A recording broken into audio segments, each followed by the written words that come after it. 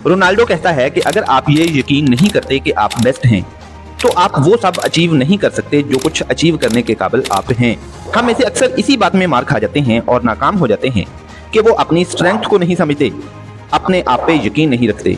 इसलिए मेरे दोस्त, अपने हीरो आप ही हो, अपने आप पे यकीन रखो।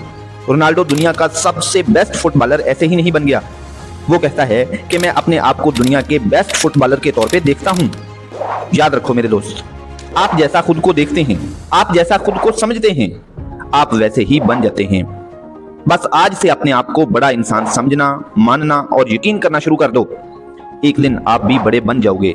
रोनाल्डो कहता है कि your love makes me strong but your hate makes me unstoppable. इसलिए अगर आपके काम की वजह से कोई आपका हौसला बढ़ा रहा है तो अच्छी बात है, नहीं बढ़ा रहा है, क्रिटिसाइज कर रहा है, तो आपने बस अपने आप को इम्प्रूव करने, अपने आप को बेहतर करने पे तवज्जो देनी है।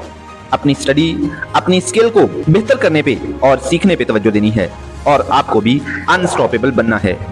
रोनाल्डो कहता है कि I don't mind people hating me because it pushes me.